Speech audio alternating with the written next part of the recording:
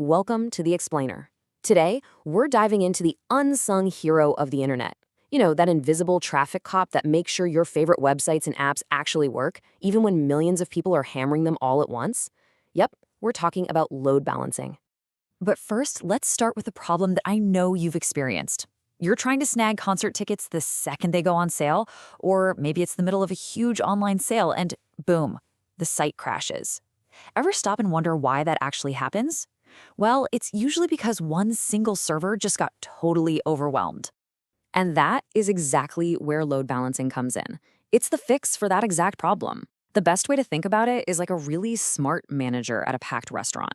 Instead of letting all the customers pile up at one waiter station, the manager is there, directing people to different waiters, making sure nobody gets buried in orders, and everyone gets their food fast. That's what a load balancer does, but for website traffic. All right, so here's our game plan. We're going to break down what load balancing actually is, get into the brains behind it, the algorithms, then we'll look at the big debate, hardware versus software. After that, we'll check out some of the incredible superpowers these things have today, and finally, we'll talk about how you pick the right one for the job. So let's get right into it. What exactly is this digital traffic cop doing behind the scenes? So the key here is where it sits in the whole system. The load balancer is positioned right between you, the person browsing the web, and this whole group of servers, what's often called a server farm. So when you click a link, your request doesn't just go straight to one server. No, it hits the load balancer first. And the load balancer, in its infinite wisdom, forwards your request to the best server available at that exact moment. It's a simple idea, really, but it's the absolute foundation of how we build a reliable internet that can handle massive scale.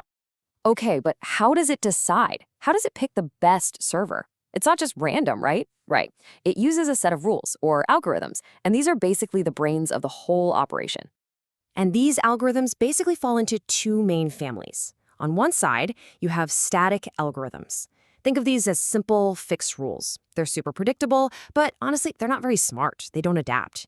Then you have the dynamic algorithms. These are the smart ones. They're constantly checking on the servers, making decisions based on live data, which makes them way, way more efficient. And here's a classic example of a static algorithm. It's called round robin. It is the simplest one you can imagine. It just sends requests to servers in a circle. The first one goes to A, the next to B, then C, and then it just loops right back to A. It's easy, for sure, but here's the big flaw. It has no idea if server A is already on fire and struggling to keep up while server B is just sitting there, bored, with nothing to do. Now, this is where the dynamic algorithms totally shine. This one is called least connections, and it does exactly what it sounds like. The load balancer is looking at the live workload. So here we see server A is getting slammed with 10 connections, and server B is chilling with only 2. So where does the next request go? To server B, of course. See? It's just a much, much smarter way to spread the work around. Okay, so we know how they think, but what do they look like? What form do they take? And this brings us to one of the biggest choices you have to make. Are you getting a physical box or a flexible piece of software? This table really breaks down the trade-offs. Hardware load balancers are these dedicated physical boxes. They are absolute beasts, incredibly powerful, super consistent performance. That's why they're great for things like high-frequency trading, where every single microsecond is critical.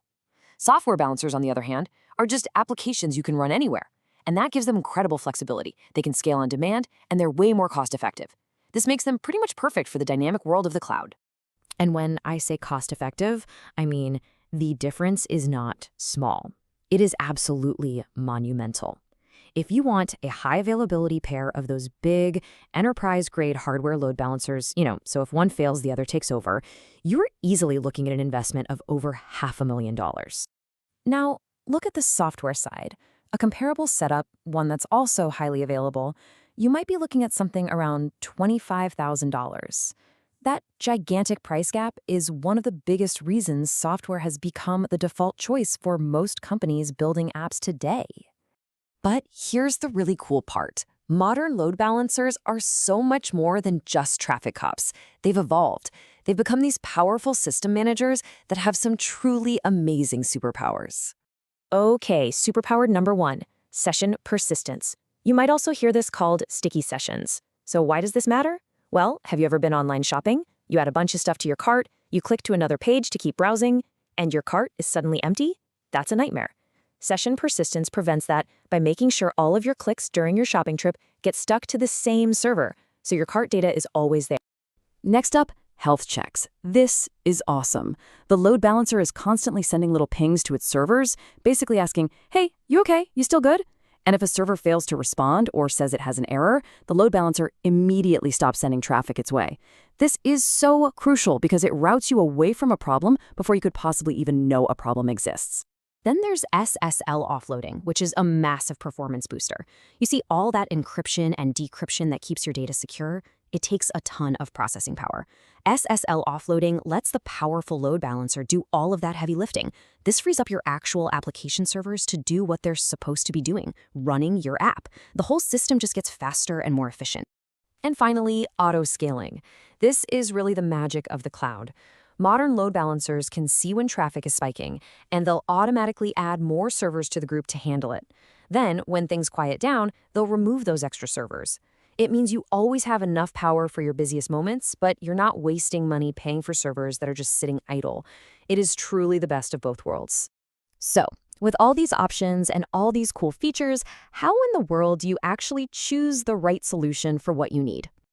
Well, in the software world, you're going to run into some really big names. You've got players like NGX and F5 that have been titans in this space for a long time.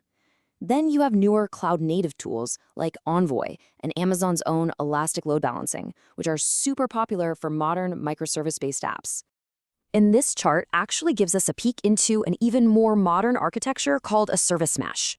Just look at the data. You can see Envoy has a huge piece of this market. That tells you just how influential and foundational it's become in the way people build cloud applications today. And I think this quote just nails the modern perspective on the whole hardware versus software thing. The conversation has totally shifted. It's not really about a physical box versus a program anymore. The real choice today is, do you want to buy a prepackaged, proven solution that just works out of the box, or do you want to build a flexible, customized solution yourself using these powerful software tools? So at the end of the day, picking the right load balancing solution really comes down to this one question. Think about your traffic. Is it a steady, predictable river that just needs raw, consistent power to keep flowing? Or is it an unpredictable ocean with calm periods and then sudden massive waves that you need to be able to scale up for in an instant? The answer to that question right there will tell you everything you need to know.